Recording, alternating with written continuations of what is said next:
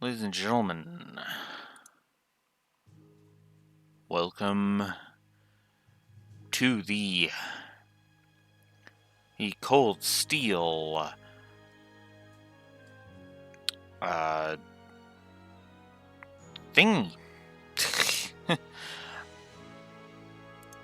rating video specifically. I'm just gonna go ahead and say it. I am not apologizing for this rating. It's funny. Going into this, I didn't think Gold Steel 1 and 3 would end up taking my top spots for my favorite games of all time. And it'll be very interesting to see if anything ever tops either of these goes ahead and challenges these for my top spot. But regardless, I am not going to apologize. I don't blame people for preferring the SSS to Class 7, but I'm going to go ahead and say it. The SSS are good, but they are not my favorite characters. That is a preference thing. You know? Although I will say, if you want to go by averages when it comes to, grade versus, man, they're alright. Well, I would say Class 7 still has that beat, but regardless. Alright, so here is the explanation. Let's get started with it. And it actually begins, weirdly enough. Oh wow, it actually went to that, even though I have on shuffle. That's funny. Anyways, it begins with this song that is playing right now, which I will turn up for you. The opening. As ever, I guess we should do the quick pre-ramble. 23 sessions. I used max bonding points from the New Game Plus. And that's all unless you're counting turbo mode. 23 sessions. Story ended with a net plus 144. And it started with the opening, which was a triple positive. For me, this is the best opening in the series. Series bar none. The music that you're hearing right now, the foreshadowing, the hints without spoilers, Osborne. Point blank, coming to mind immediately when I say that. The pacing of it, this to me is an opening that sings to me. It gets me hyped. It doesn't spoil everything in the frickin' opening. And I also feel like it doesn't suffer from what some people would call the over-editing problem, where you know the kinds of openings, the jump cuts to a million different things. No, this one stays on its shots just long enough to give them weight, but not to spend way too linger on them too much, right? So it's really good, which also led to a positive for foreshadowing, which I ended up giving 2, because there is a lot of good foreshadowing. There's some really good foreshadowing on display here. Also, I gave a pacing positive because, of course, I did. There are some pacing issues at certain points, but I honestly feel like the pacing is good enough to warrant A+. Not the best pacing I've ever seen, but it's definitely good. Good gameplay, story integration. Good good music direction. I gave 2 brickwork positives.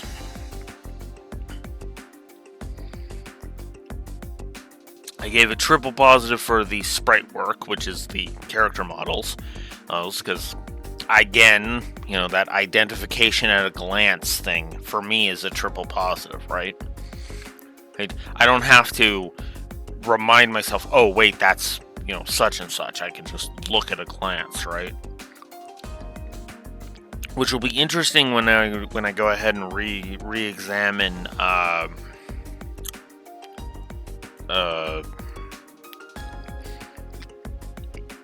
whatchamacallit, Three Houses, So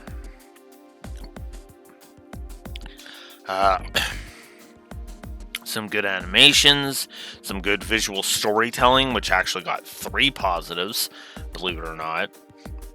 Mostly because of the, or did I put that under doodad usage?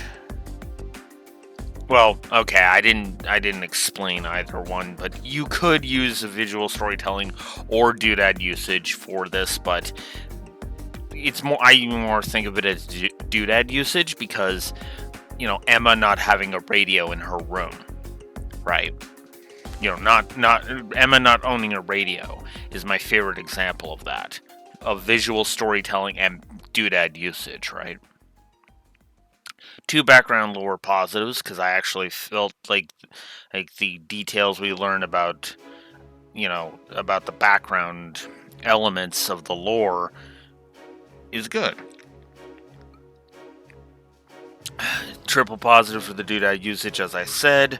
Good use of atmosphere, good use of tone throughout. I feel like the game likes to play with its atmosphere to give you good atmosphere, and I like the idea that it likes to give you different tones depending on where you are.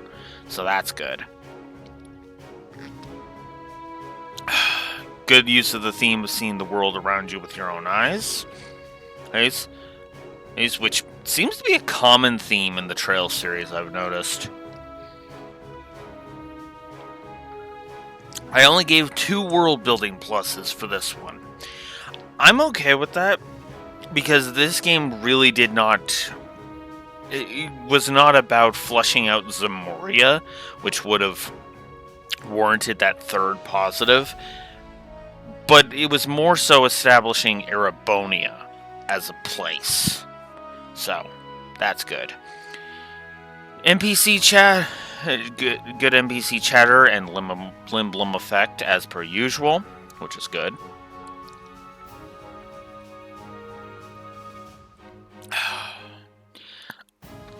Side quests having the down-to-earth stories, always appreciated. See, I don't need... here's the funny thing. You want to give me if you can integrate it well into the story and not make it ridiculous... If you can mix high-tier stuff with down-to-earth stuff, I'm sold on that, right? Which is something we'll be talking about a bit when it comes to Cold Steel 2. Right? So, and actually, my note about that speaks to it perfectly. Side quests have down-to-earth stories that expand the scope of the story past Class 7 without being intrusive or detract from the main story. So, good stuff. That got 2 positives. External continuity, 3 pluses. Everything to do with Olivert and Osborn's ongoing political Tetris match, as I called it in the Wolf's Den Proper video. There we go. And, honestly, this is the best the external continuity has been in the series so far, with the only contender really being Cold Steel 3. I know some people are going to I know that's going to raise some heckles because people will be like, what about Crossbell? Don't get me wrong, Crossbell did a lot of good external continuity. But I just feel like it was just kind of more referencing it rather than doing something with it. This is taking elements from previous games and using it to tell its own story, right? Think of it this way. This story was set in motion by what Olivert and Osborne have done. And as we learn in Cold Steels 2 and 3, more so on Osborne's part than it seems when you've just experienced Cold Steel 1. As I start drooling awfully. So, yeah, triple positive for that. Also, good internal continuity, which I gave 3 positives to. Because it feels like the game acknowledges its own continuity all over the place, and in my opinion does it well. So the paired victory quotes add to the characterization of the party, always appreciated. I gave 2 voice acting pluses for this one. Now, I'll go ahead and be honest. The Trails series is not one that I would give super high marks for voice acting. This is not what a triple voice acting game looks like. That would be Arkham Asylum of the games that we've viewed so far. But there is a lot of. I will have to debate on how many voice acting pluses I want to give. By the way, what's funny is that I've now set a precedent, as we'll get to in a few of these rating videos. The funny thing about this is I am setting a precedent. There was a precedent set by Arkham Asylum, where now individual performances that I think are really good will get pluses, right? Up to 3. So when I do finally recover 3 houses, yeah, expect Charmy Lay to get multiple pluses for her vocal performance. Especially considering, in my opinion, that speaks to the credit of the voice actor if they can make it so that even the shitty script can't fuck over a character, it can actually make the character compelling, right?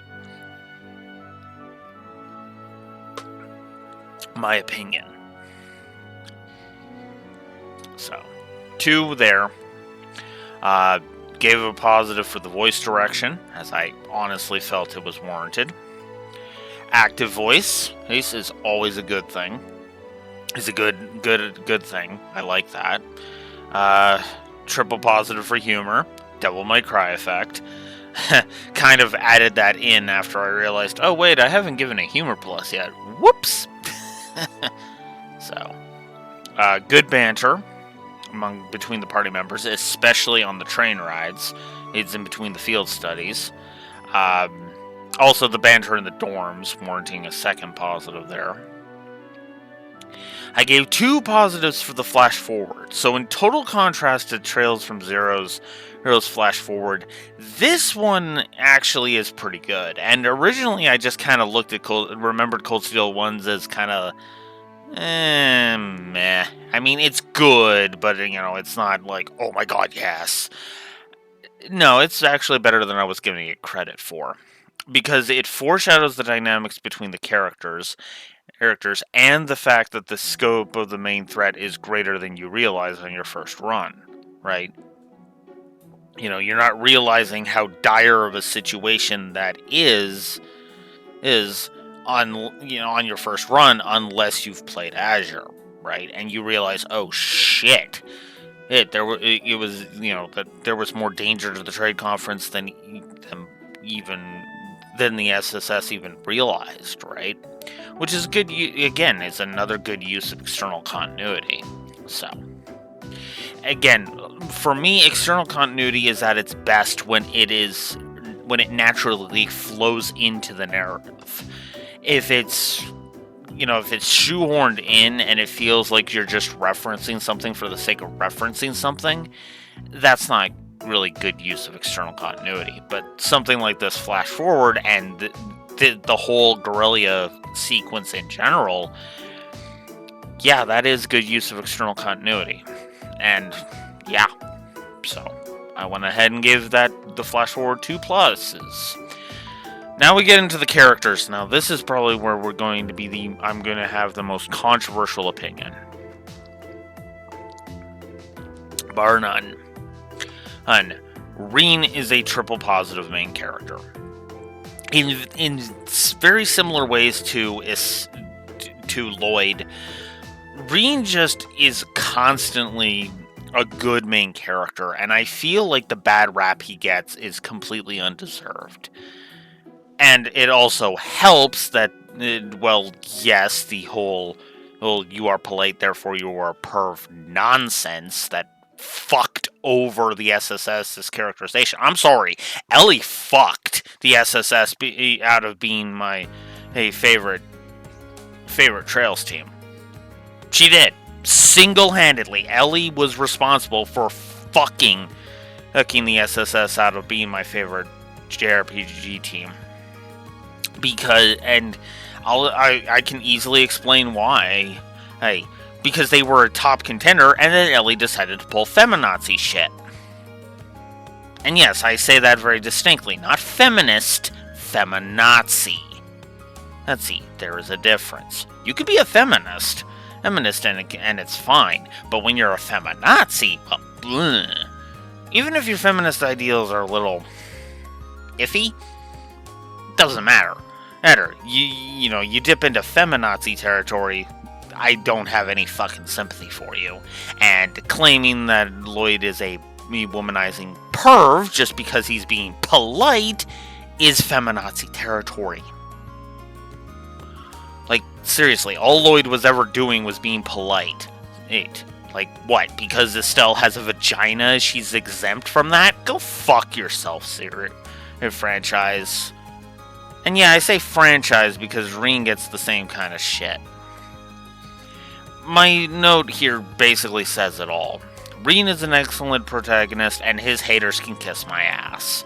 He is caring, compassionate, observant, and above all else is flawed in all the right ways. He makes mistakes and works to overcome them.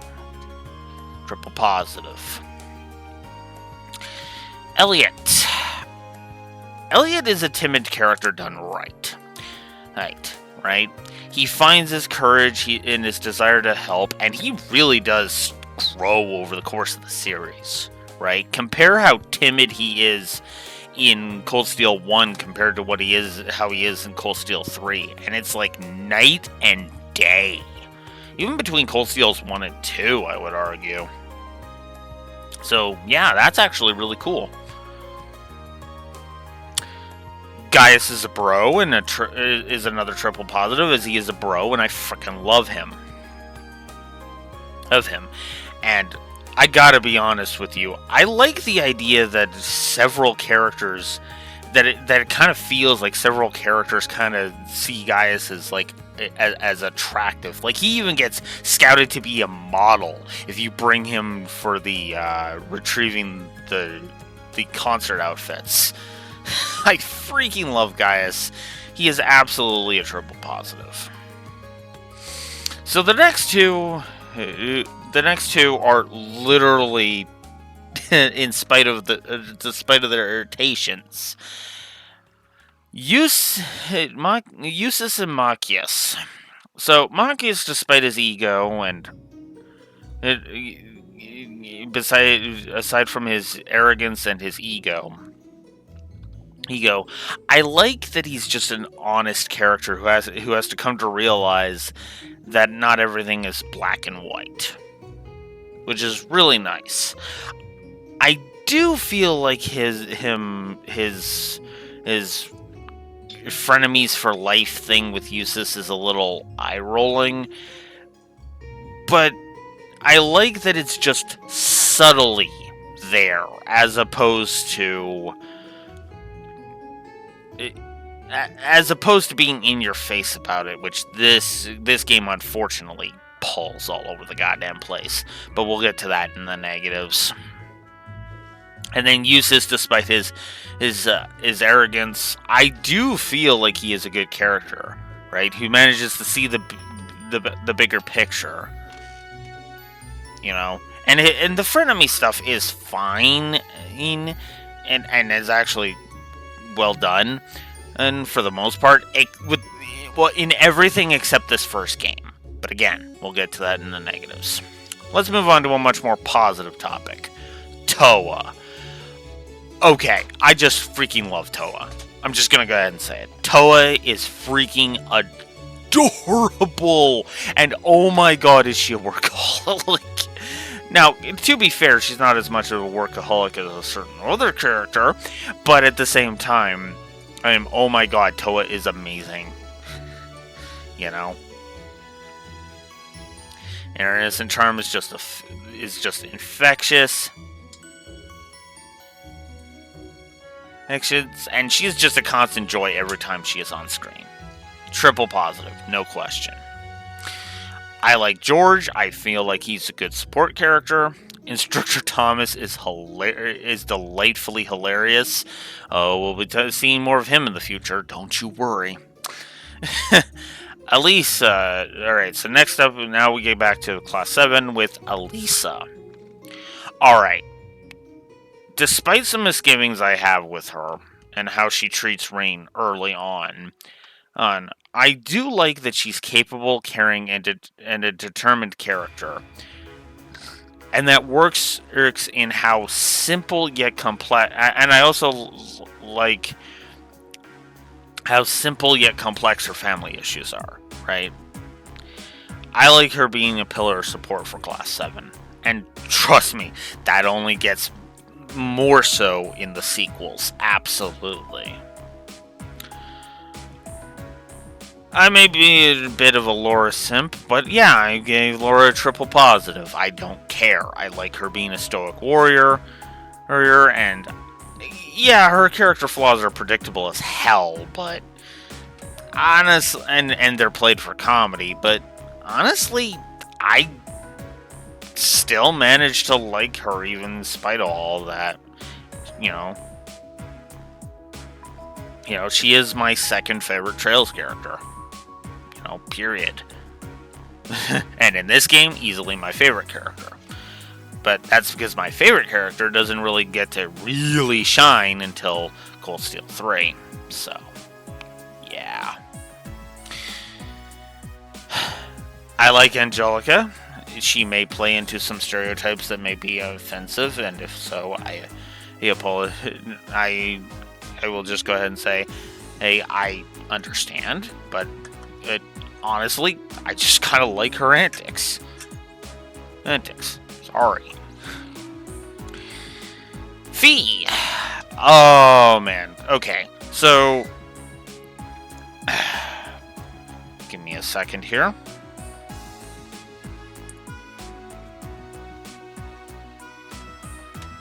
Oh, that's just YouTube telling me about a copyright claim.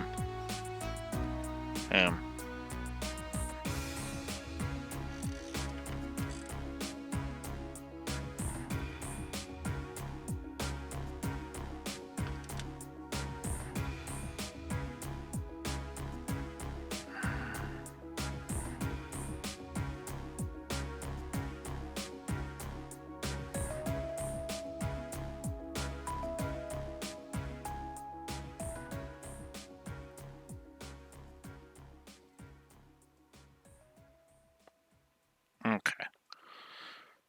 Well, that's probably not. I looked at that earlier, and that's sorry. Anyways, Fee. So I got into a conversation about this in the Azure stream, weirdly enough. But Fee to me always never felt like she was just Randy again, right? She felt like just more like the little sister of the team, right?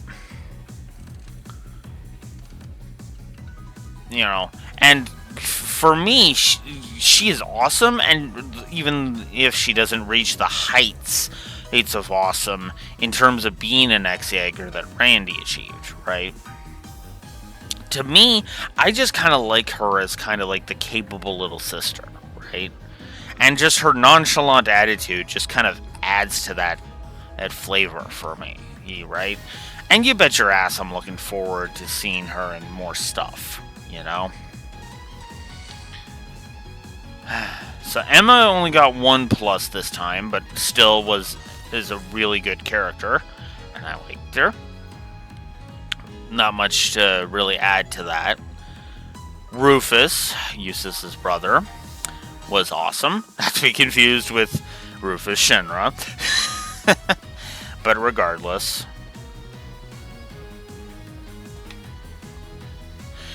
And I also like the fact that he's a noble that doesn't have his head shoved so far up his ass. Yes, you know. Toval was awesome. Just is awesome despite how little characterization he gets. I freaking love Sharon. Aaron, speaking of support characters. I freaking love Sharon. The more I learn about her, the more I like, you know? And I find her hilarious, especially her dynamics with Elisa. Just love it. General Zex managed to be cool for the for the brief time he was on screen. Same with the Warzel family, who I gave 2 positives for. I gave 2 positives to Gwyn, because I actually really like his carefree attitude. Milliam is just a freaking treat. I absolutely wouldn't understand why my consistent viewer Neko absolutely loves her. You know, and that's in spite of her short amount of screen time in this game. So, okay. Despite what happens with him later, I do like Gideon as a foil for Class 7. It's just I hate how they use him later on. Osborne continues to have his dangerous presence and to really demonstrate that he is why that to establish him as a villain. And make no mistake, he is a villain. Governor Regnitz was a good character. Oliver continues to be awesome. Alphen is a delight, despite her whole encouraging the whole Reen and Elise incest thing. Let's just move on before I have an aneurysm. Major Neidhart is a good example of a military man who believes in the chain of command, but he also recognizes that Class 7 does good work. He could stand to be a little less rigid, but at the same time, I'm not too upset about that. My eye is itchy. Oh my god. Ugh. God damn it. This is gonna bug me. Alright, I will be right back. Sorry for the jump cut. Pause the music and be right back. Sorry about that. Resume the music.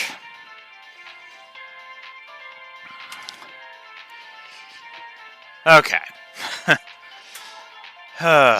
So, next up, triple positive for Crow. I love his laid-back attitude, and his ability to come through in a pinch is really good too, which makes what happens with him in the final chapter all the more tragic. Now, I will have to debate how many positives he gets in future games, but, that's a future Alex problem. I like Elliot's sister, Fiona. I really like the sense of just how close she and Elliot are. I absolutely love Laura's butler, Klaus. Those humble, but when the chips are down, oh boy. I also love how he carries himself with dignity. So you can really see how Laura and her dad, why Laura and her dad trust Klaus so much. Speaking of Laura's dad, Viscount Arcade is awesome, even with his limited screen time, and is able to display his wisdom and caring for Laura. And honestly, I just enjoy every second he's on screen. General Craig is fun and a nice blend of silly, serious and silly, so there you go. I love Instructor Sarah. I really do like... It just feels like she was the perfect pick for being Class 7's instructor, right? So she really kind of fits with the theming that Oliver intended in regards to creating Class 7. So there's that. The scene with Class 7 coming together, either to bring a permanent end and to the first boss, Udgarm, honestly is kind of awesome, and shows what they are capable of as a team. So that's good. And then so we're officially into the story stuff now.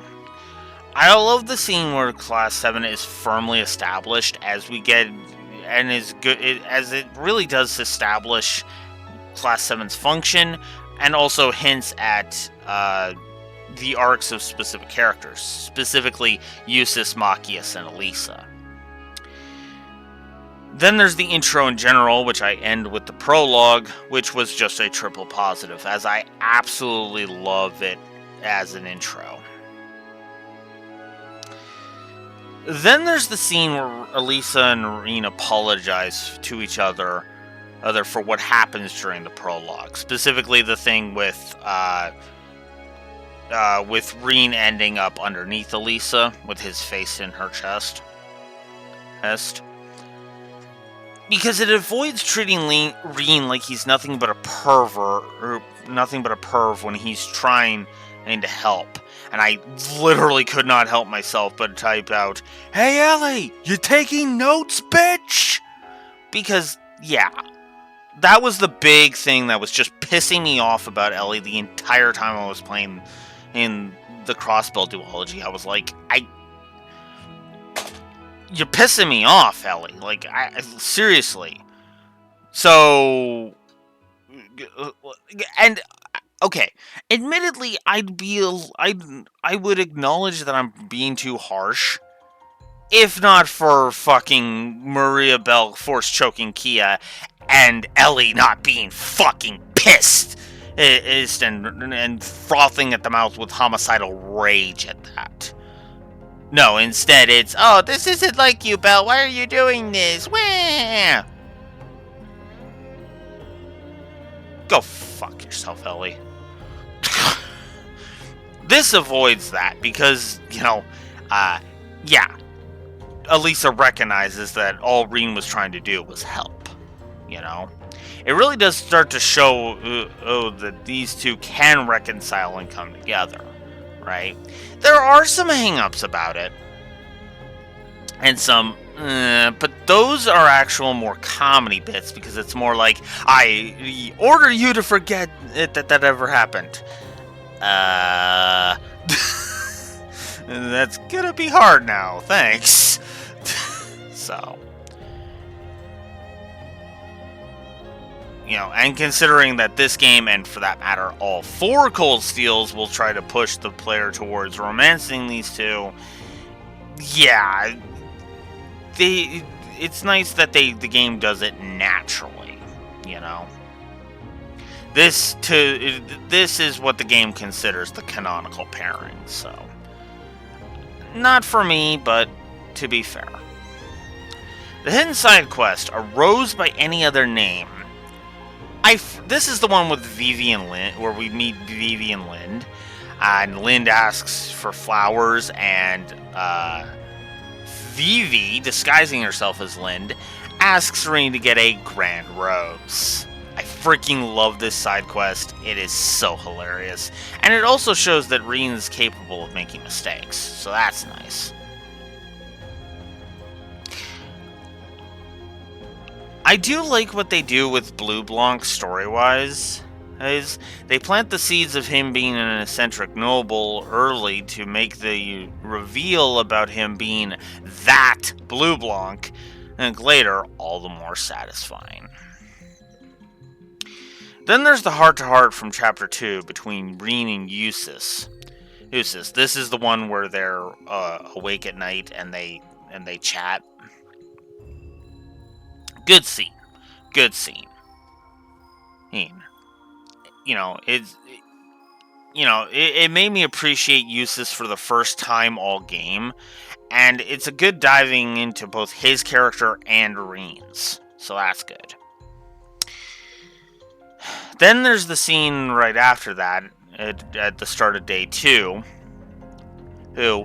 showing that Machias is making an effort. I guess we'll just go ahead and correct that. Showing Machias trying to correct his flagrant stupidity that unfortunately dominates his character up to that point, Then there's Reen and Elisa's heart-to-heart in Nord, which honestly, for me, was awesome, and a great dive into both Elisa and Reen's characters. I absolutely love that scene. That is a fantastic scene. Gaius asking to investigate the attack on the Watchtower, and Class 7 basically telling Gaius, yeah, we've got your back. I freaking love that scene. Great stuff. Then the bit right after with Gaius talking about how much Nord means to him. Beautiful and heartwarming. Absolutely loved it. Then there's the closing scene of Chapter 3, which is just awesome. And it dives into Gwyn's character a little bit. And showing Elisa's growth at that point as well. So. Then there's Elliot describing his past and wanting to enroll at the music academy and his dad refusing. For me, it is frustrating. Hearing that is frustrating, but for all the right reasons. Instead of it being frustrating because it's out of fucking character and dumb, I would argue it is slightly out of character, but at the same time, I kind of get where Olaf was coming from with that, even if I don't agree with it.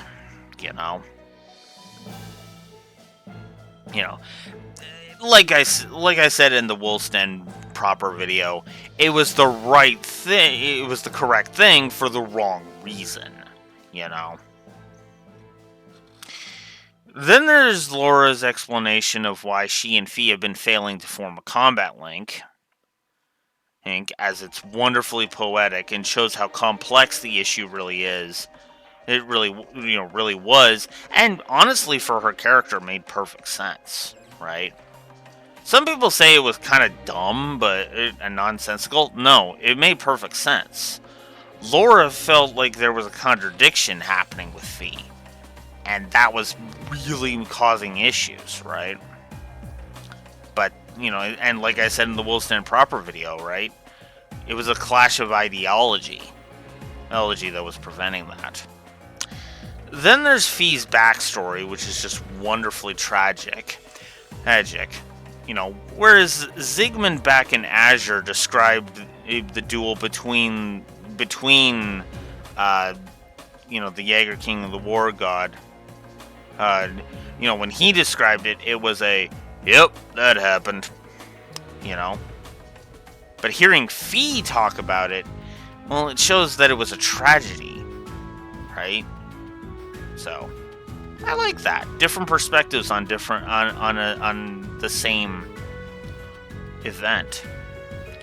Then there's Machias opening up on what caused him to start hating nobles, as I actually feel that is a great dive into his character. Reen sniffing out Blue Blanc, love that scene.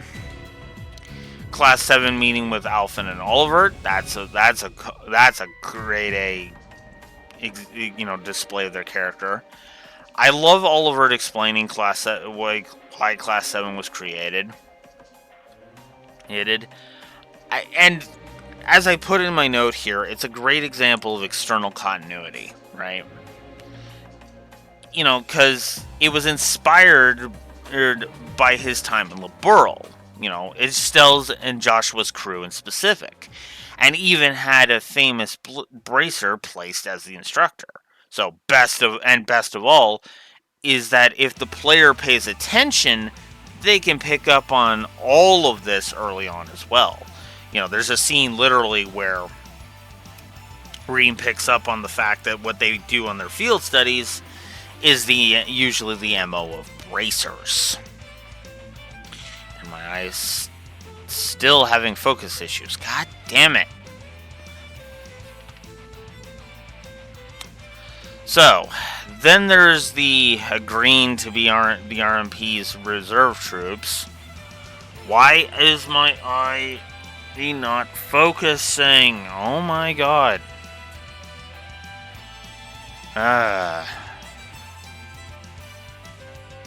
So, and it does show the friction between Sarah and Claire, so that's good. Good scene. Then there's the scene where Sarah talks about the pressure placed on the guild. Guild by the government. God damn it. Damn it, eyes, can you fuck off?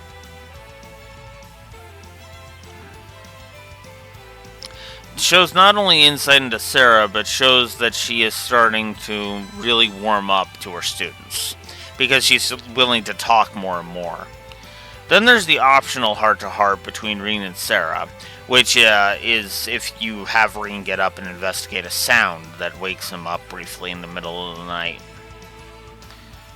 Then there's the scene between Class 7 and the Trinity of Toa, Angelica, and Crow. Nice little breather scene there, which helps with the pacing, by the way. And then the scene that closes out Chapter 4 is just excellent in showing that Class 7's actions have not gone unnoticed, and is nice foreshadowing for Osborn's continued importance to the story. Then there's the scene where Crow and Milliam officially join Class 7. Heaven. I love it. It's great stuff. Alright. So, here's an early positive where I started giving pluses to bonding event chains. A way I did what I established with 3 houses was that I would give positives to chains of support conversations. In other words, an individual support conversation was not going to warrant a plus, but a chain could warrant a plus, And that's what I felt like doing so here. In this particular one, Elliot was the first one up, as I felt like his bonding chain had come into its own. Then I also gave Laura's, because I honestly liked that one too. Then there's Rean's duel with Viscount Arsaid, which for me is the best scene in Cold Steel 1, hands down. Because it's also one of the best in the series, because it finally drags out all of Rean's doubts about his ogre power, and forces him to accept it, and start facing it, rather than continuing to run from it. So, yeah, triple positive there. Then I like the military exercise scene at Guerrilla Fortress. That was good stuff.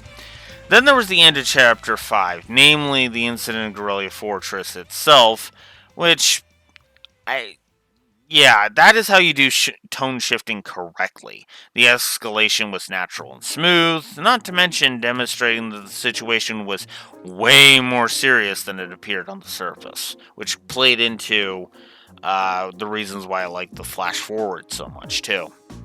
Then there's the board of directors meeting that started Chapter 6. It's one of the better scenes in the game, as it shows all of its ability to diffuse tension, and I also like that the school motto is used to great effect to prevent the board from, as I put in my note here, from fucking over the whole point of Class 7 in general, namely the field studies. I mean, as I say with this last sentence, I mean, seriously, that was why Oliver created it in the first place. Then there's the Class 7 bidding the board farewell. Then I gave a plus for the Gaius bonding events. Hence, the entire practical exam sequence in Chapter 6 is great. Class 7's growth, Sarah's pride in her students, and the wonderful message that their training is far from over is just amazing. I adore the scene, and yes, I ended up considering it and giving it 3 pluses. Then there's the reveal of the Courageous, which was just awesome. Then there's Rean and Elisa's heart-to-heart in Brewer, which was awesome. That's the one in the in that room that Elisa goes into in the night. The one that is immediately followed by Claire deciding to phone Rean so she can start her "Let's be a fucking bitch" string of events. More on that in the negatives. The scene where Elisa finally calls Irina out on her frankly callous way of running the Brynford group is awesome and really shows Elisa's growth. Love that scene. Needless to say.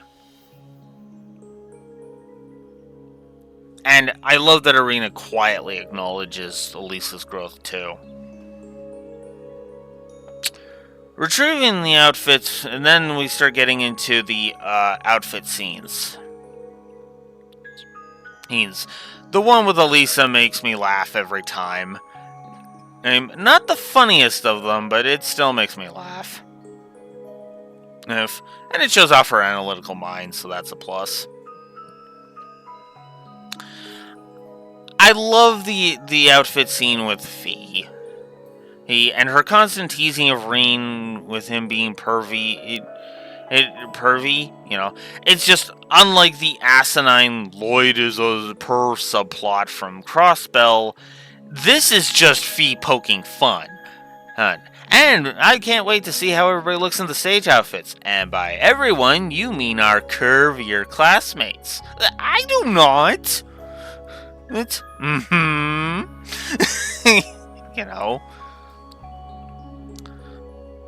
Then there's the Milliam one, which is just hilarious. I love how Milliam comes across as more pervy than Rean. That's just funny to me. I can't wait to get 2 heaping eyefuls of Emma. God, I love that. It's so much. Oh, Milliam, you're amazing. Then there's Elliot. Elliot with his perfectionism. And then there's Machias. And I love his reaction to Vita and Misty being one and the same. That was cool. Eustace is another good one. And Gaius is another good one, and I love how I always laugh at the whole the dude at Lesage Boutique tries to recruit Gaius as a model. That's awesome. Then there's the Crow one, if you choose to go alone, which is another good one. And then there's also the Emma one, which foreshadows her connection with Vita, which is nice. And then I absolutely love the Laura one. That scene got 2 because it makes me laugh every time. If these outfits are too indecent, blood will be shed. Every time. I laugh every time. And then there's the outfit reveal scene, which is the same no matter what. It's my second favorite scene in the whole game, and it really shows how Class 7 is. And it is the funniest bit for me. Milliam's boobies line gets me every single fucking time. Just every time I burst out laughing, you just thinking about that scene. Wow, that makes your that makes your boobies look even bigger. at Emma, and it's like, I just, it almost feels like Milliam is like 2 seconds away from motorboating Emma. It's like, what? I mean, not that I disapprove, but it's like, okay. I always look forward to that scene every time I play it. Excuse me. Every time I play this game, I've looked forward to that scene. I love the Academy Festival scenes, as they are nice little wrap-ups to the characters throughout the games, especially with the Stella Garden. Great stuff. The scene where Class 7 beg for a chance to deal with the old schoolhouse during the festival. This is fantastic. It not only exposes the folly of Van Dyke's position, but how much Class 7 is not only able to face danger, but they are also brave enough to do so willingly. Especially, like I said, it's like, Van Dyke, why didn't you think to ask Class 7 to do this? Boy, you know? Then there's the concert, which is just fantastic. Which is good. Well, I shouldn't say fantastic, but it's good. Despite the lack of vocals, it actually is well handled, and even though it would have been nice to have vocals, I will admit bad vocals would have killed it. Better to stick to just the final song, which is a great use of external continuity in and of itself. In case you don't recognize it, it's the ending song of Sky 2. The song I Swear. I also love this the scene that starts the after party. Good callback to the 50 merit coin. Do I have that close by? Yes, I do. A good callback to the 50 merit coin.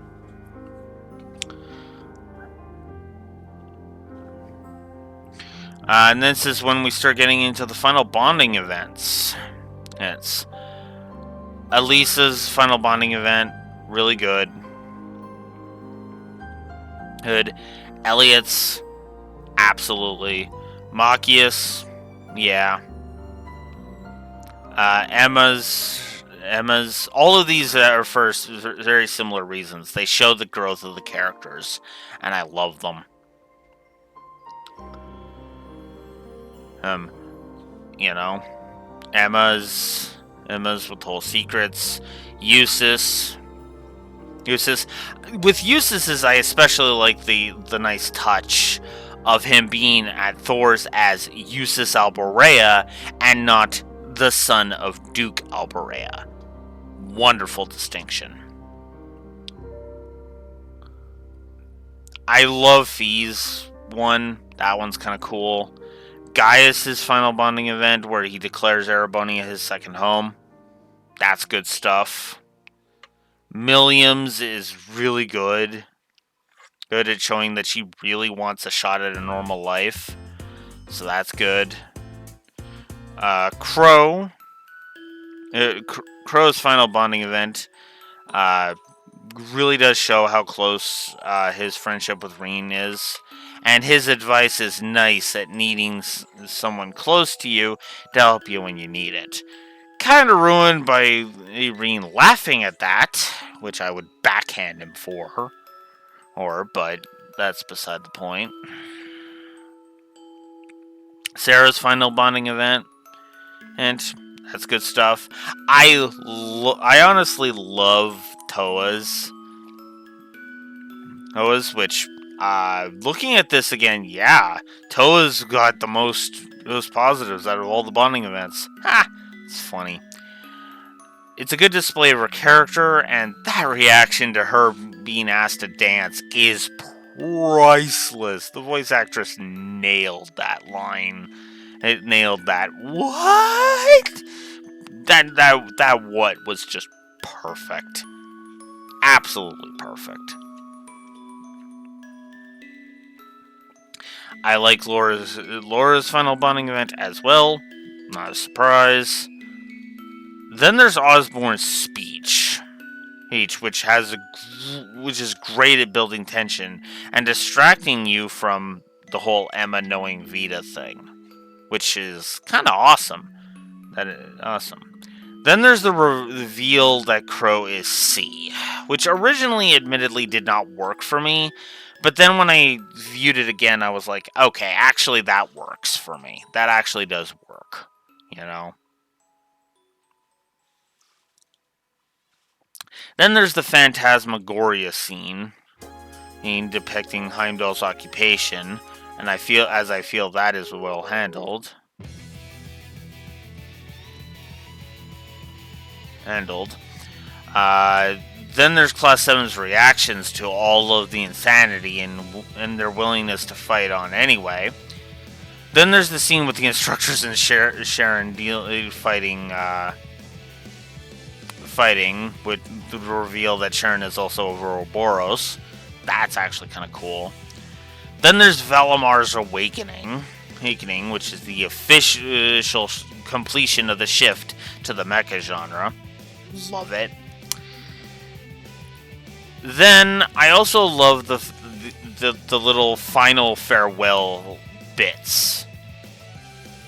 It's Reen's chosen partner for the after party, assuming it's a Class 7 member and not Crow, giving him a final farewell it's a nice scene and a nice cap to the character arc.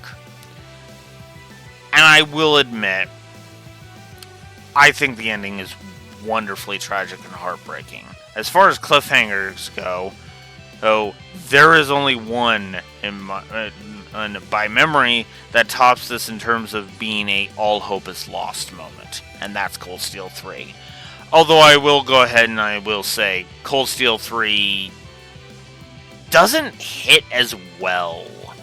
Cold Steel 3 kind of feels more like a and now we're fucked. Whereas Cold Steel 1's ending kind of felt like, oh shit, right?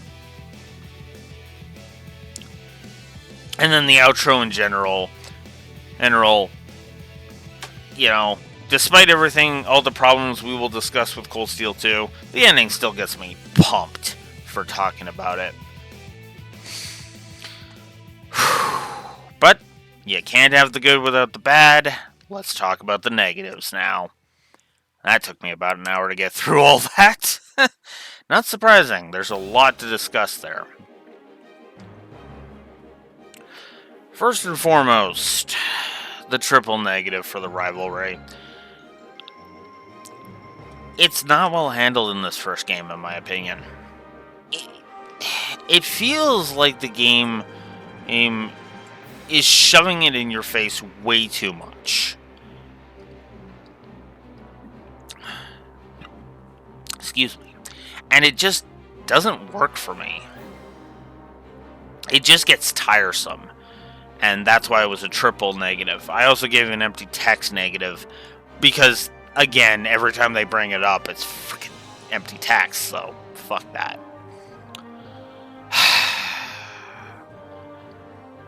These next negatives are for the Provincial Army being blatantly evil. Yeah, it's a giant frickin' plot hole. That whole... It kind of paints Osborne as a bit of a moron, and because the noble faction gets away with way too much shit in this. The Provincial Army gets away with way too much shit in this game, and that frankly pisses me off. Yes, I know it's somewhat realistic. I don't care. It still fucking pisses me off.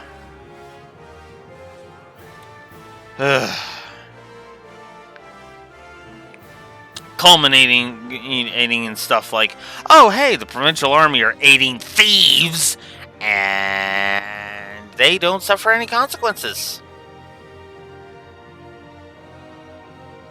Yeah. Claire got a triple negative. Okay. Honestly, I was going to give her a wash at absolute worst was going to give her a wash in Cold Steel 1, but then I thought about it and I was like, well, no, she has her fucking scene in Ruhr. Her fucking scenes in Ruhr. And I was like, meh. And that was just cemented by her scene in the after party, which is just in the first half of the game, she's fine, but the more she appears, the more it's like, oh, fuck right off, you know? But yeah, as my note here says, even in Cold Steel 1, she just pisses me right the fuck off. She's arrogant, she's way too loyal to Osborn, and would rather we let people die than help because of factions, because of line mentality.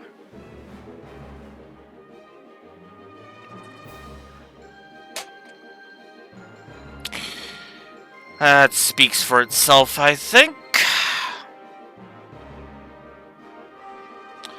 Triple negative for the inconsistent voice acting. There are some scenes that will be unvoiced and then suddenly they're voiced, and then others will have only one character talking, and it really gets annoying. Honestly, it's too bad that it's so bad that I have no choice but to give it the triple negative. Then there's Eustace and Machias challenging Sarah like a couple of brain-dead idiots. Then there's the whole won the battle, lost the cutscene thing, which is a triple negative in this game. You all know what this is. This is you win the battle in the gameplay, but in lore you actually lost. That is an example of the won the battle, lost the cutscene trope, and I fucking hate it. Then there's the noble eating the Dryad's tear and Berea hard. Oh my god. Oh, I fucking hate that. It really does paint the nobility as paint thinner guzzling morons that makes you wonder, how the fuck has the nobility system lasted 2.5 centuries? Centuries if fucking dipshits like this are allowed to exist? Like, fucking seriously. So, if I liked the feud between Eustace and Machias, well, yeah, I wouldn't be getting so pissy about Rean getting hurt, and that being the fucking light switch that starts them to start getting over their fucking selves. It took Rean risking his neck for these assholes to wake the fuck up. No, fuck that shit. Then there's Patrick earning 6 negatives. Negatives in a single scene. So, Patrick in Cold Steel 1 kind of suffers from the same thing that fucked over Agate in Sky 1. Except even fucking worse. Because at least with Agate, it was just one thing that pissed me off. But with Patrick... oh, jeez, Patrick just pissed me right the fuck off. He is as my note says, he is the shining definition of arrogant. He is rude. He is classist as fuck. He is sexist as fuck. And he thinks he's greatness incarnate when he is the definition of lame. And nowhere is this more evident, as my second triple negative points out, than all of the fucking bullshit excuses he comes up with during the practical exam in Chapter 3.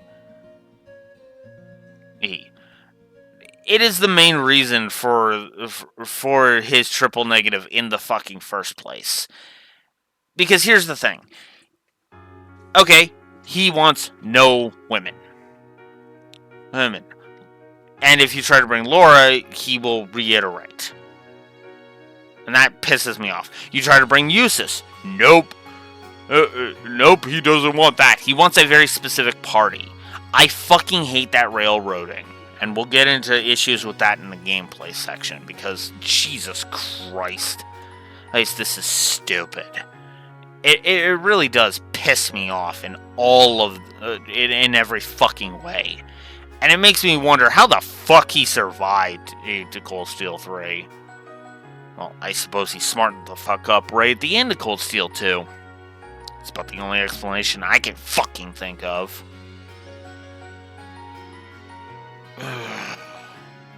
Anyways. Oh, geez. There was a third triple negative. Whoops, I forgot about this part. Then there's his post-battle rant after you fight with him. After the fight with him. It is classist to the max, sexist to the max, and worst of all, there are absolutely no fucking repercussions to this. So, here's the thing. So, he basically says that Reen has no real claim to nobility because he was adopted by Baron Schwarzer. That's like saying a noblewoman has no claim to the aim to be royalty when she is. That is like saying a noble has no right to claim their royalty when a member of the royal family courts them.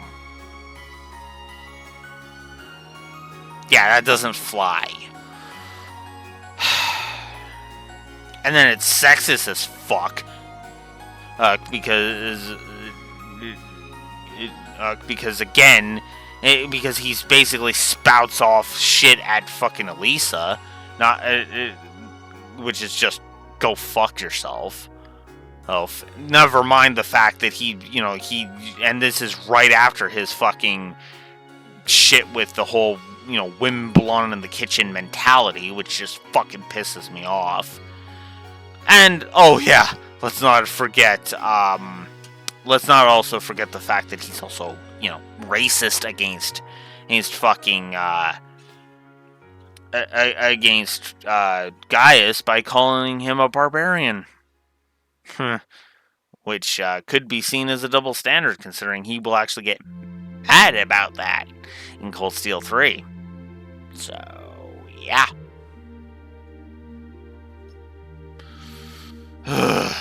Yeah. I really don't like it.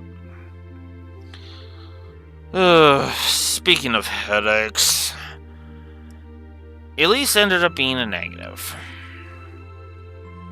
I don't like Elise. I feel like she is... I honestly feel like she is just a headache that if you ejected her from the story would not change in the slightest. At all. And that's usually my definition of a frickin' character negative. Right?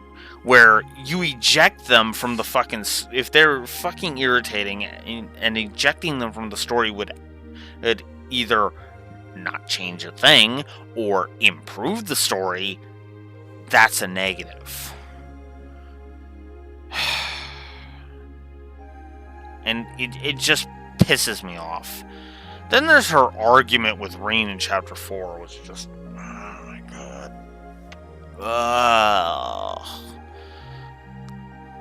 2 seconds. 2 fucking seconds for an explanation, and they just go for the... Instead, they just go for the emotional running off in a huff garbage.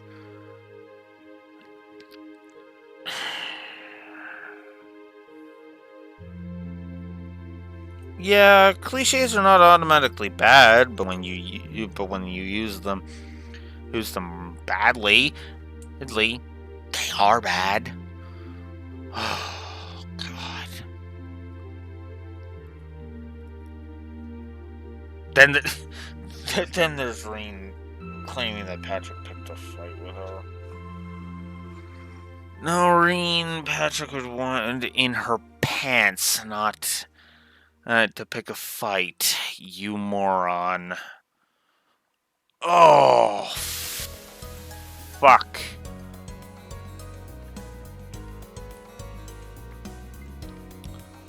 The whole sequence also exists solely for Reen to reveal his ogre power, which is just There's 150 better ways you could have fucking done that. And you chose none of them.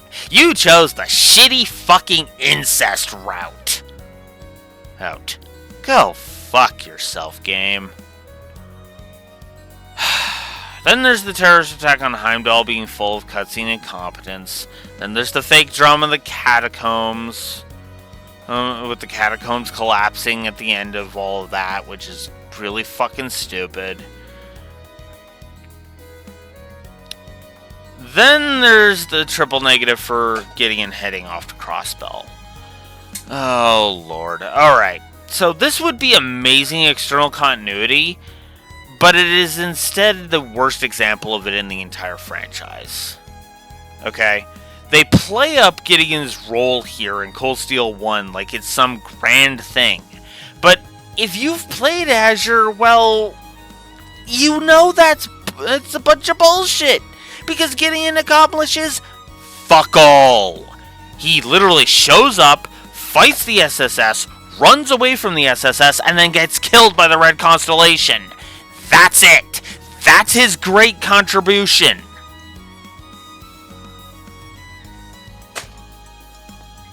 Waste of a fucking character.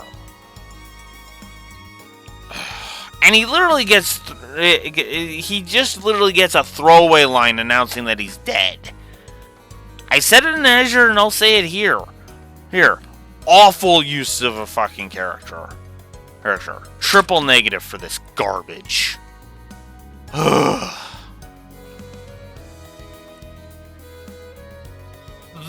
I'm also not a fan of the aftermath of the boss fight with Nosferatu in Legram. Not only is it an example of one, the battle lost the cutscene, but there's also the issue of it being a fake drama scenario. Take out Class 7 being trapped, the Class 7 being trapped part, and the scene just works much better. Hell, take out the idea of the orb still being a threat, and it's arguably better. Which I guess is the same difference, but that's beside the point. You wouldn't even have to lose the foreshadowing for Cold Steel 3 either, you know. You could just say, you could literally just say, hey, that Aryan Road, because that's who that is, you know, just made sure it was done. Also, by this point, I was getting really fucking pissed off at the whole showing off Lammy being a bad idea. It's not as awful as the game is making it out to be. They're making it out like Lammy even showing up would cause mass fucking panic. No, the worst it is a couple of kids running up to Lammy and going, "Oh, that Lammy looks so that silver object looks so cool," and that's it. Like, fucking seriously, game, get over yourself.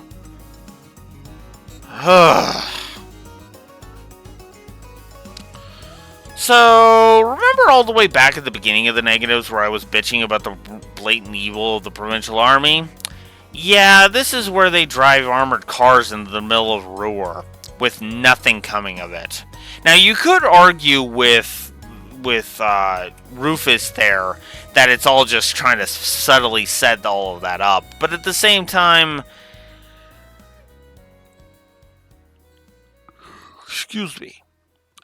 At the same time, it still fucking feels like there should be some consequence to it, you know? Oh, God. No.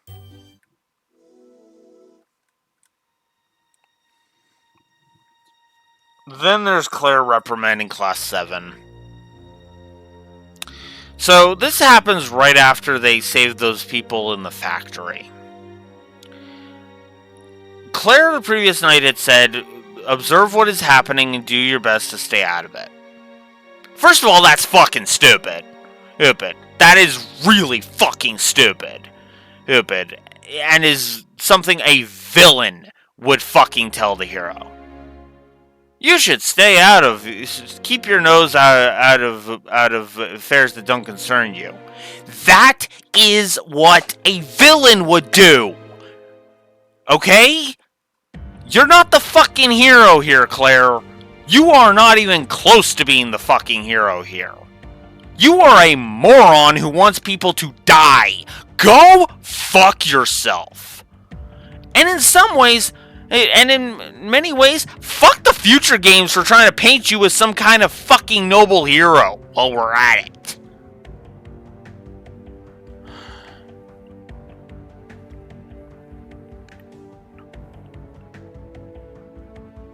Like, my caps lock line here says it all.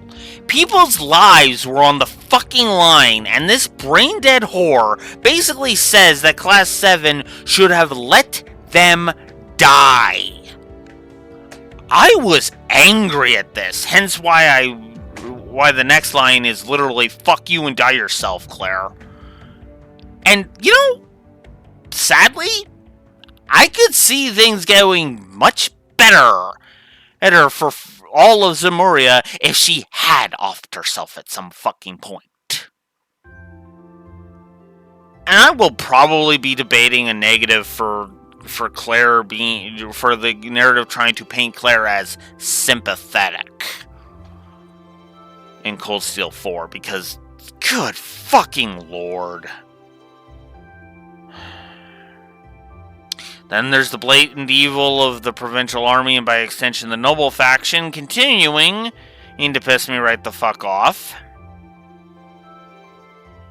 As, you know, if it hadn't been for Olivert showing up, Class 7 and Angelica would have been arrested under false pretenses, and, gee, living in 2023, I wonder why that would piss me off so fucking much. Accountability is one thing, but at the same time, you know that if the accusations were false, nobody would fucking care, or even point it out. Then there's Patrick confronting Class 7 after the concert, which just, it feels fucking wrong and feels like padding. And the game mostly avoided padding for the most part. So, yeah, I can't help but be annoyed. And then there's a double negative, and it belongs to Claire. Tried to be shocked that the last three negatives belong to Patrick and Claire.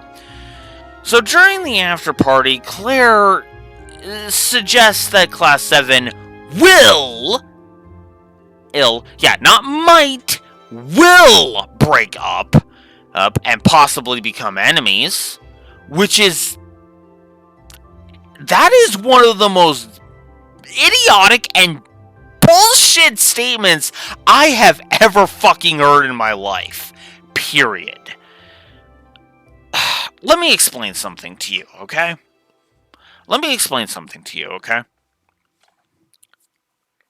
You want to know what's funny about this? Okay, minor spoilers for Cold Steel 3, but there is only one Thor's graduate. This is unfitting. There is only one Thor's graduate who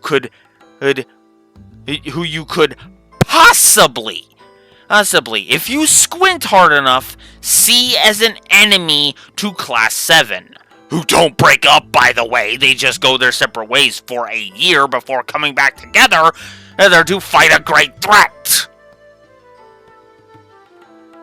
Oh, and they still keep in touch, by the way. Just while we're on the fucking subject. Thank you, Olivert, for actually helping with that, but that's beside the point. But there is only one character who actually even remotely becomes an enemy. Well, okay, technically two, but we'll get to... we'll touch on that more in Cold Steel 3. Because that's a whole other mess I don't want to get into right now. But there is only one, other than the blatantly obvious one, that is potentially an opponent for Class 7. And that's Hugo! By the way, I don't blame you if you have no idea who the fuck Hugo is. Hugo is one of the stall people the one that was butting heads with Becky about placement of their stalls during the school the festival. Yeah, that's him. He is the only one that could potentially be seen as any kind of a villain. And even that's debatable. Debatable of whether or not he actually is an enemy of Class 7.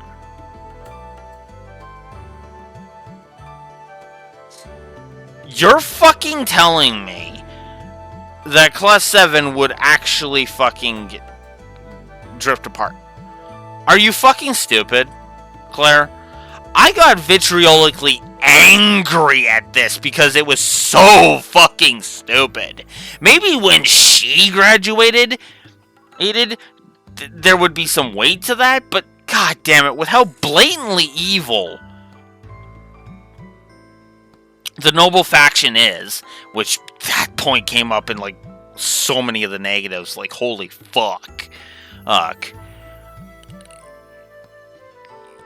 Her notions ring so fucking hollow.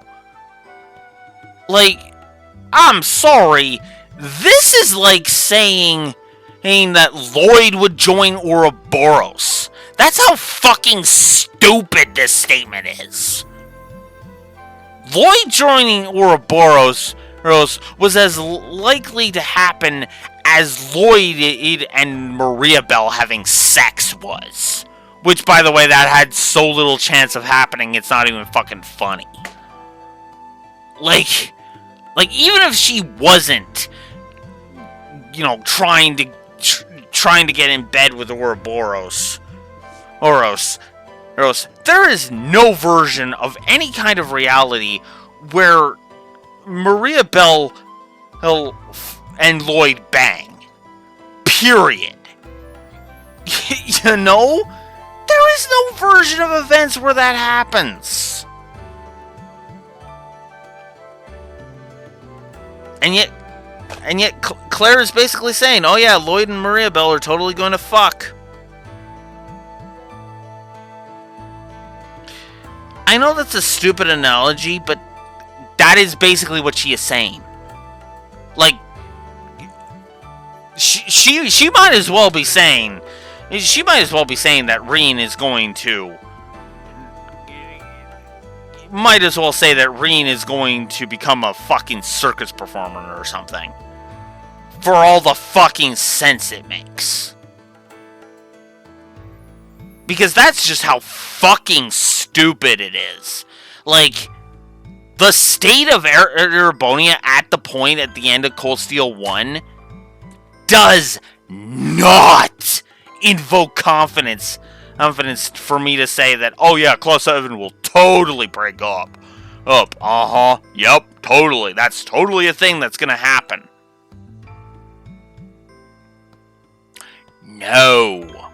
That is not what is going to happen here. And I forgot to put the gameplay positives.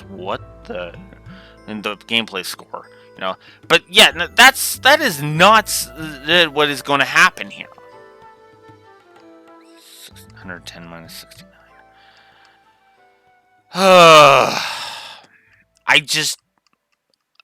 Claire making that statement fucking pisses me.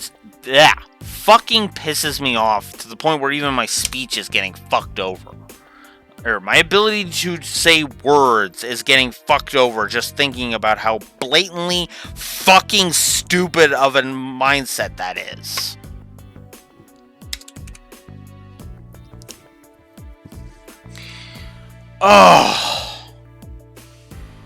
I need to move on to happier topics. Gameplay positives, which ended with a net score of plus 41. Let's get on with this. Music, triple positive.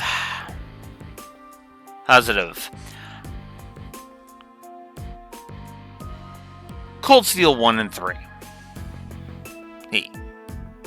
Best soundtracks.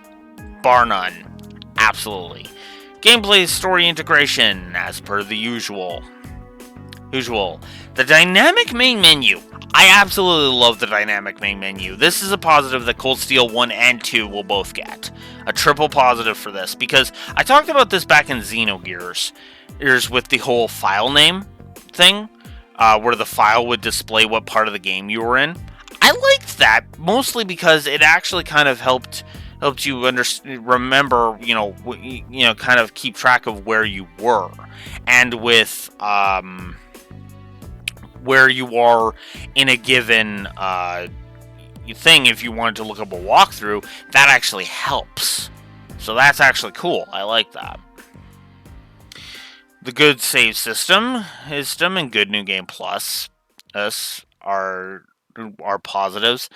I said my piece mostly in the stream, so I don't really need to repeat myself too much on most of these. Good gameplay pacing, good info in game, which I gave 2 positives to. Good visual distinction, quality of life is all over the place.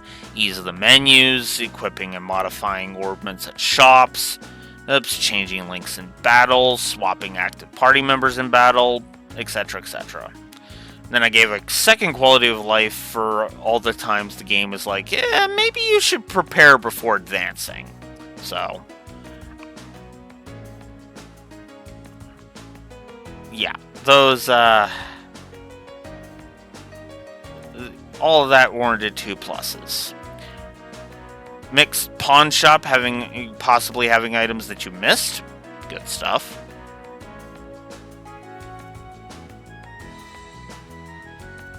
Upgrading weapons is a lot more intuitive here than it was in Crossbell. Well, as you can have the weapon equipped and still upgrade it, which is nice. Which honestly sounds like such a minor thing, but you'd be surprised how much that changes in just the flow of it. And keeps you from having to be screwed over, you know. I like the combat interface. It's not the best in the series. That will come in at Cold Steel 3. Come in at Cold Steel 3 and stick around for at least Cold Steel 4. I don't know Revelry's combat interface. Actually, what's funny is I can do that live and give you a preview of whether or not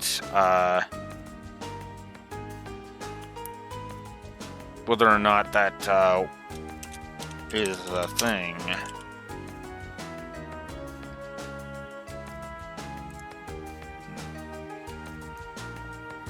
Okay. Let me see some images.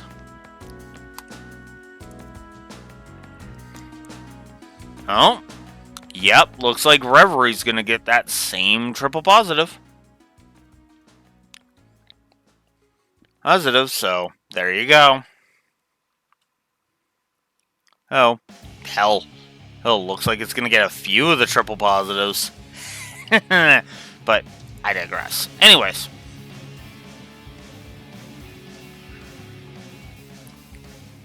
And that's assuming that's a real screenshot, but I don't know. We'll see. Regardless,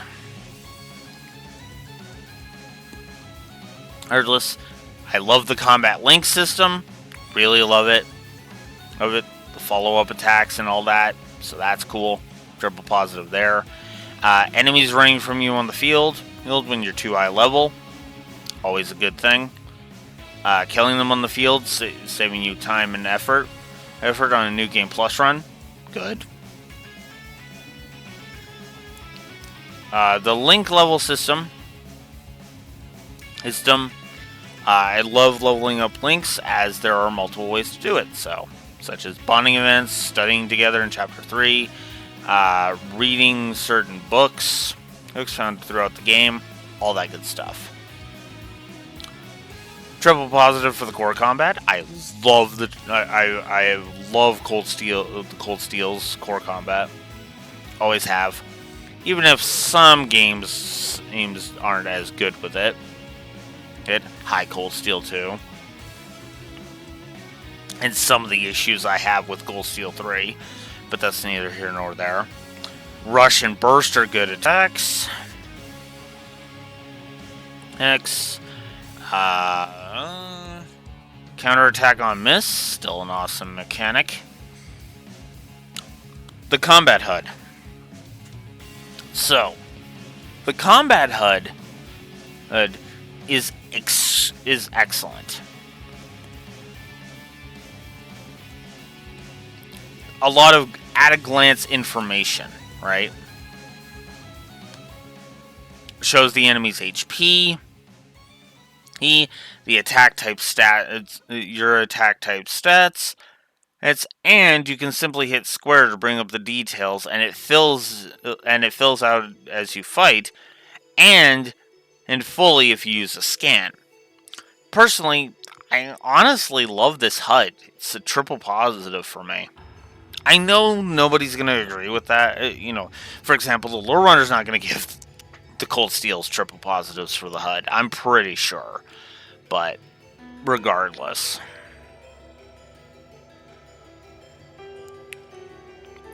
Retry offset, still here, still good. Good enemy variety. Fleeing is another triple positive. I gave 3 positives for the power progression curve, as I really did feel like it was a nice smooth incline the entire game. Good combat animations to the tune of 2 positives. Good spell effects. Good minimap. Warranting 2 positives. The Master Quartz. Quartz is good stuff, once again. And then I gave a second plus for the Master Quartz. Quartz for being able to use inactive party member Master Quartz, which is nice. In case you want a spell that a Master Quartz gives you, Quartz is still great. The Quartz here have such a good variance that I gave it a triple positive. The S-Breaks are still a good mechanic. The party is varied with different styles and attack types. I love how the game will change up what party members you have access to, and allows you to get a feel for the entire cast. The full HP on level up is always a nice touch. Resting at an inn, restoring CP, always a nice touch. Love cooking. And while the food isn't percentage based like in the Crossbell games, the game does give you all the info you need, including a more detailed look at who is better at making what, with unique dishes being made by certain characters, which then also is revealed to you when it happens. And you can always tell that somebody has a potential to have a unique dish because of the icon, of the smiley face icon that is displayed by their name, which is also color coded as well. So, for the first time ever in the whole series, fishing is a triple positive. It is fun, it is rewarding, and sure, it's a button mashing affair, and that will annoy people. So I'm the only one that's going to give Cold Steel 1 and 2 positives for the triple positive for this, but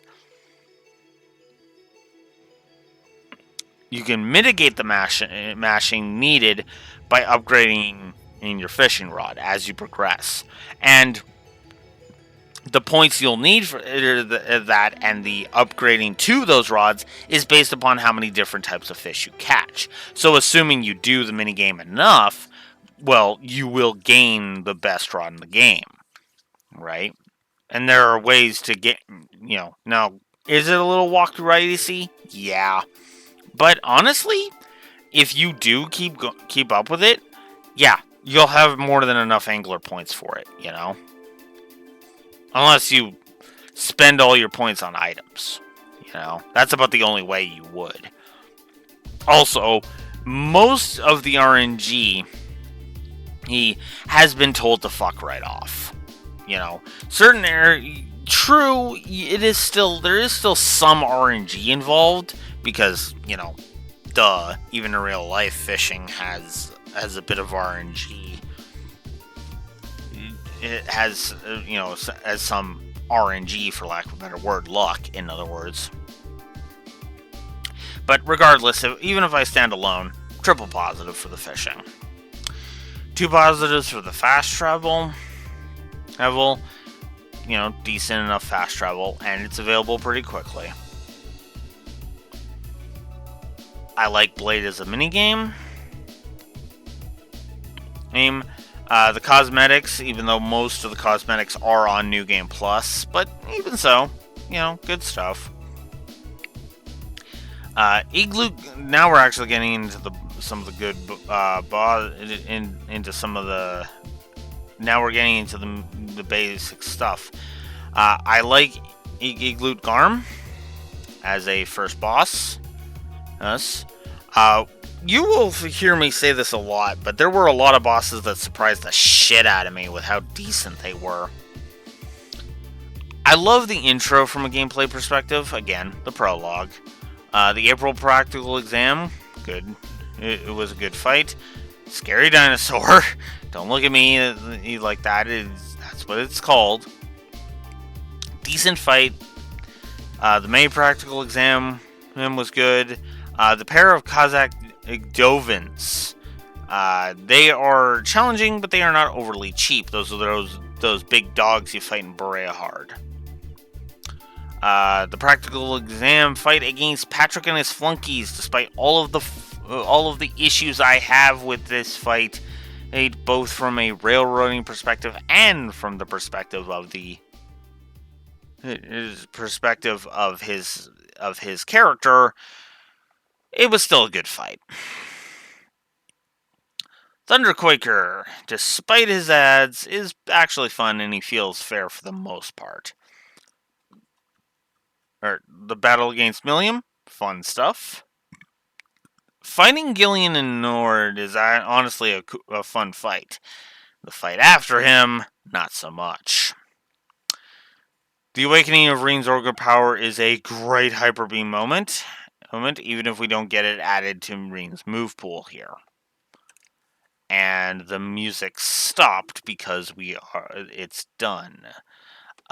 Give me a moment to get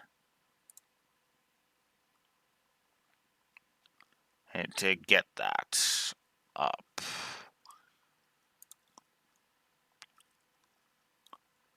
Give me a sec here.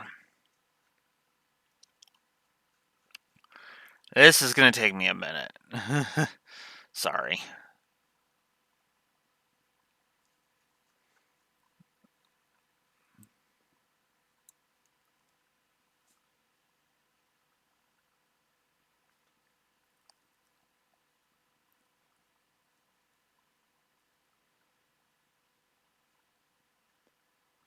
Oh my god, this is going to be a bit. Sorry.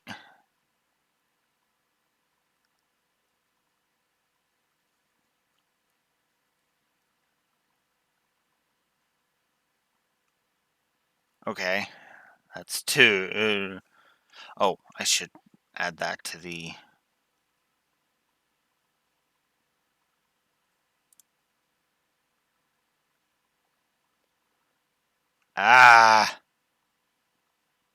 It is sticking. Please bear with me here.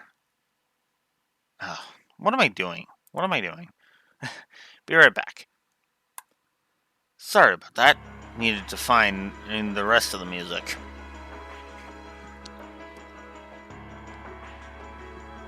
I was wondering why I didn't have some of these songs. Oh no, I do have some of these songs. In fact, I have all of these songs on here. Huh. Well, there you go.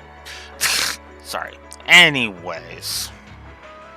Like the Awakening of Reen's Power, her Olgadia is actually a great fight, despite how he is in later stuff. Yeah. Practical exam against Lauren Fee. Easy fight, but that's kind of the whole point. The duel against Reen and Machias as Lauren Fee. That's actually pretty cool.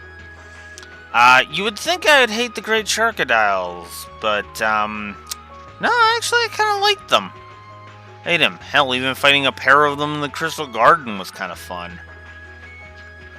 Then there's the cursed sculptures in the catacombs, another surprisingly fun boss fight. And then there's the skeletal remains of Zoro Arguga. Yeah, I had to make this joke. Nice 50k HP you've got there. Would be a shame if my buffs, S-Crass, and Link system attacks X were to drain it in like 6 minutes and 4 seconds, according to the in-game timer. Jokes aside, I honestly had a lot of fun with this boss fight. It's a very simple boss fight, but it also doesn't feel cheap, even with his poison attack. Heck, Dark Breath. It's actually kind of fun in that regard. Excuse me. Which cannot be said for his true form, but that's beside the point.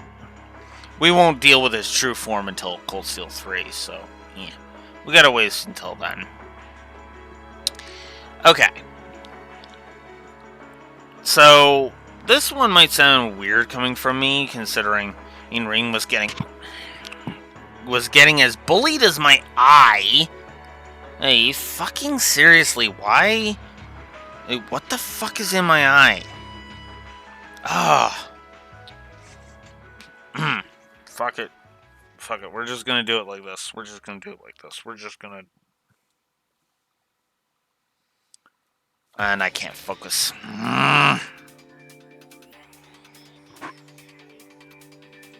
Okay. This one might seem weird, considering Ring was getting bullied as much as my eye has been during the fight, as much as my eye has been pissing me off this video. But I actually like the Kurako Dark fight in Legram. So, yeah. Phalanx J9 was another good fight. I love the S-Craft of Lord Alberon, and I always forget how she pronounces it. I like the fight against the Zephyontes. It's the same fight from the Flash Forward, but it's the same fun fight, so there you go. Then there's the fight with Scarlet. This is, of course, Corellia Fortress now. Honestly, this fight was better than I remembered. She fought me fair. She can be inflicted with status effects, and her S-Craft Bloodstorm hurts like a motherfucker. True, but she doesn't spam it, so kudos. I like the 1v1 fight with Angelica in Chapter 6. That was a good one. The Alvavria duo. It was another weirdly fair fight, which I liked. The rematch against Sarah. At first, it seems like it would be annoying with the bonus objectives, but Motivate from Reen and Noble Command from Usus, the attack raising crafts, trivialized this fight, so nice and cathartic. Gold Fungus is a surprisingly fair fight that honestly feels fun to fight. Right. The Trinity of Hydras surprised me, and how fair they were. Gaspar G might be sloggy, but it is a fight you can cheese, and it's satisfying as hell to do so. Yeah, he has 88,000 HP and high defense, which are bad, but he's still fair, so I'm like, I'll say okay, yeah. So, then there was Vulcan, who, like Scarlet, is a better boss fight than I remembered. Yes, his S-Craft is deadly, but it wasn't an instant KO, and I was able to recover. And I actually like that he didn't fold like paper from my S-Crafts as well. Also, his ads weren't that bad either. I liked Mishi Panic as a festival attraction. The Draken fight, in the final chapter, was honestly another battle that is better than I remember. Though, admittedly, that might be a result of playing on normal, as I was on hard the last time I streamed this game. And there's a very noticeable difference, so there's that. Then the Spiegel fight, once Rean summons Valimar, is nice and easy and gets you used to Divine Knight battles. And then there's Ordine just being an awesome test of your skill. Also, replayability positive and viscerality. So, there you go. On to the negatives. Scaling X, which is the usual shtick. Boss is having way too much HP. Okay, limited bonding points sounds like a good idea on paper, but honestly, I just kind of feel like no. Because I had all of the other New Game Plus features except for max bonding points. And it's on there, and the only thing it prevents you from having is multiple choices for the final bonding event partner. And I feel like that's just kind of eh. It's just there to be an anti-reviewer feature more than anything, and that kind of sucks. So, there's walkthrough-itis in terms of the hidden quests and character profile entries. So, yeah. Items required for the ultimate weapons and other things added a second walkthrough-itis negative. I kind of didn't like the flow of exploration in this one. Kind of bad. And, not rewarding, and it tends to just be a little bit of extra stuff. Not helped by the fact that not a lot of the loot tends to be worth the hassle. Then there's some grind issues, some accuracy and evasion issues, which got a triple negative. The status effect fetish is another triple negative. Enemies on the field are as obnoxious as ever, warranting three negatives for that, because it was just consistently bad throughout the entire game, and the final dungeon was just a fucking asshole about it.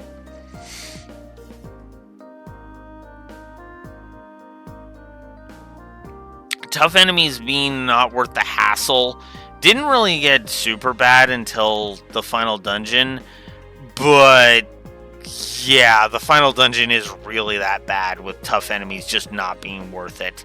What I mean by that is that even if you're at level, the amount of XP you gain from that one looks like a strong one is frankly idiotic. Like, I'm sorry. Reward me for taking down tough enemies, game. Don't be a stingy asshole about it. Yet another reason why scaling X can go to hell, by the way. Trash HP is just way too high. Me, once again. Oh, I said bosses up there. Okay. I was like, wait, I said something about HP being too high. I decided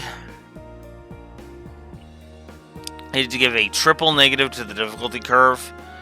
There are some audio spam issues. There's some backtracking issues. Greninja is honestly just kind of a bad boss fight. Right? And I don't like him. I hate the Trinity of Cherubic Gates. I really don't like the Forced Loss battle against Sarah, as it exists solely for adding to the busy work of 100% as she is a scan. Fate Spinner, really don't like him. He was an asshole. The trio of pit demons, ugh. Patrick's egotistical railroading during the practical exam pisses me off. I was so angry that I got a triple negative. I was so angry that I gave it a triple negative, I mean. The Stone Golem from Chapter 3's Field Study. Don't like that thing. Genosha Zanak, the spider boss. Ugh, God, I hate that fight. That fight can go to hell. Then there's the Seraphic Gates, which, it's the exact same fight as the Cherubic Gates, with all the frustrations and headaches. Ooh, excuse me. Giant Drome is another annoyingly bad boss. Unless you impede all of his spells. Because he likes to cast Demonic Scythe, which can instantly kill you. The side quest made for walking was boring as hell, as all you had to do was walk around for a while. Hell. So. Oh, it has nothing of value or substance gameplay-wise. And oh yeah, did I mention it was boring? So, Blue Blanc appearing earlier might have made you think that he wasn't going to pull his boring fetch quest garbage on Class 7, but nope! Same quest, same tedium for the 5th fucking time in the series. Harry, seriously, Falcom, fuck off already. Like, seriously, he pulled it like 3 times. It might actually be 6 now that I'm thinking about it. Because it was 2 or 3 times in Sky 2. Then there was once in 0. Then there was once in Azure. And now here in Cold Steel 1. It's like, fuck off. Then there's the forced loss battle against C, which just feels anticlimactic because it just abruptly ends. And it's just, ugh. Uncerter, not a fan of his freeze fetish and crap. I don't much care for Lohengrin Castle as a dungeon. I really don't. You know, the Vanish being an awful turn bonus. Ugh. I hate Nosferatu as a boss fight. Right? If you aren't S-crafting him into oblivion, he is a miserable time. He captures one of your party members to take them out of the fight. Loves his sleep status effect. And the infinite ad, and there's also the infinite ads problem, so there's that. Then there's a general railroading negative that I just find, well, in general it's not that awful, but it does honestly deserve to be acknowledged as bad, as there are several instances of it. But the only truly awful example of it being the shit with Patrick that we've already mentioned. The pair of rocky croakers from the side quest in Ruhr is another one that can fuck right off. Ridiculous HP, and oh yes, they have a petrify fetish. So back in Sky 2, I complained about having to use key items by going into the menu and selecting it, and sadly that returns here. Several quests have you use a special item, and to use it you have to bring up the main menu, select items, and then select the event tab, and then select the item, and finally select use. It's a little tedious, not gonna lie. The bees, Zephyrontes in the Saxon Mines, that's a fight that I don't much care for. The game also has a nasty habit of randomly screwing your party member and making you have to reset it. So, for example, in Chapter 6, Crow leaves the party at one point, and because of that, I had to reset my party. This might seem minor, but the game does this a lot. Changing the party on a per chapter basis is fine, but not during a dungeon, come on! Then there's the rematch against C, which is the second worst fight in the game. And the one that could one could easily make an argument that it's the worst. C spams his attacks, the G Zephyrontes, he spammed their lasers and shockwaves, and C also summons bombs that if you can't beat them quick enough, they hurt because because of how many he summons at once, and he adores spamming them too. So, triple negative there. The Realm of the Great Shadow. Edo is next, and it is a awful final dungeon. Cold Steel 2's final... If Cold Steel 2's final dungeon wasn't as bad as it is, this would be the worst dungeon in the series for me. Corridor design made it at a time when FF13 was getting blasted for that. Awful trash encounters that force themselves on you left, right, and center, and the fact that it is railroaded with barriers impeding you. I hate this dungeon. Triple negative. Also, separate negative for the aforementioned trash encounters, because the Final Dungeon's trash encounters are awful. CP loss as a turn bonus is a triple negative. It runs rampant in the Final Dungeon, and it's awful. Then there's the final boss, Loa Erebonius. I can't stand Loa Erebonius, and it is my pick for the worst fight in the game. His attacks hit like a truck. His defense means he will take very little damage, especially Emma and Elisa. We're only doing roughly 6k with crits, and he has too much HP. Combine that with him absorbing a party member and needing S-Grass to release them, and you have an annoying slog of a fight. Oh yeah, did I mention he likes to get multiple turns constantly? Ugh, fuck the fight. Fuck that fight. Triple negative. The Spiegel being an unwinnable fight sucks, and it is easily the worst one in Cold Steel 1. Scarlet quickly activates her Soul Dot's God mode, and it's cheap and dumb. I really don't like this fight. Then there was a negative for the outro from a gameplay perspective. It is badly hampered by the Final Dungeon and Loa Erebonius. If not for the mech battle that actually caps the game off, this honestly would be a triple neg outro on the gameplay for me.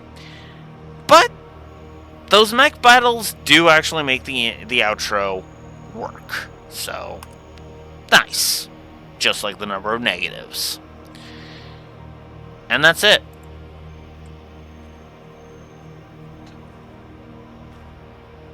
Cold Steel 1. There is my 2-hour-long explanation of Cold Steel 1. And positives and negatives. I'm going to go ahead and be honest with you. I still love Cold Steel 1. I absolutely would replay this game again. Absolutely. But there is a reason why I wanted to judge Cold Steel 1 based upon its own merits and not New Game Plus it. And this is why. Because I wanted to enjoy, I wanted to see if Cold Steel 1 was really as good as I was praising it as, or if I was just being dumb. And I would argue I was not being dumb.